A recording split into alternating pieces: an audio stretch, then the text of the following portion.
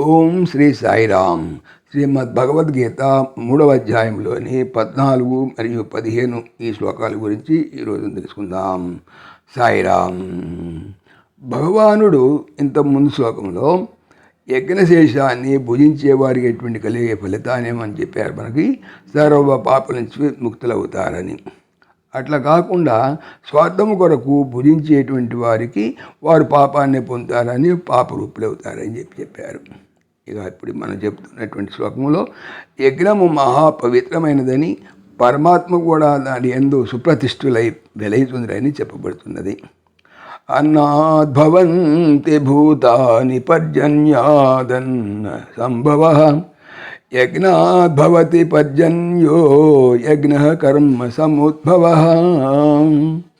కర్మ బ్రహ్మోద్భవం విద్ధి బ్రహ్మాక్షర సముద్భవం తస్మాత్ సర్వగతం బ్రహ్మ నిత్యం యజ్ఞే ప్రతిష్ఠితం.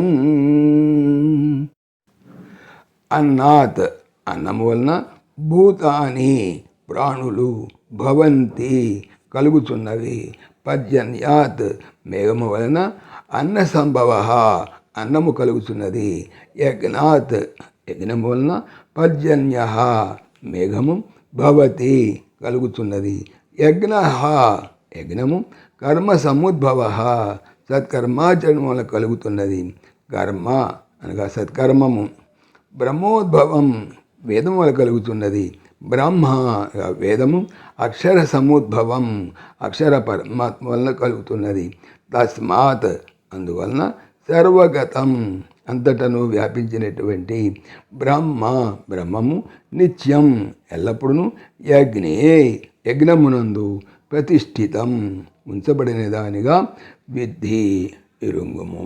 తాత్పర్యం ఏమంటే, ప్రాణులు అన్నము వలన కలుగుతున్నవి, అన్నము మేఘము వలన కలుగుతున్నవి, మేఘము యజ్ఞము వలన కలుగుతున్నది, యజ్ఞము సత్కర్మ వలన కలుగుతున్నది, సత్కర్మ వేదముల వలన కలుగుతున్నది, వేదము అక్షర పరబ్రహ్మము వలన కలుగుతున్నది.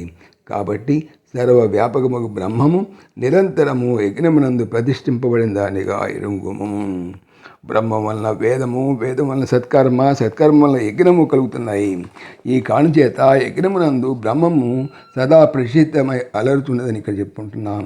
కాబట్టి యజ్ఞాదులు మహాపవిత్రములై, చిత్తశుద్ధి కార్యములై, మోక్షప్రదములై ఒప్పుచున్నాయి.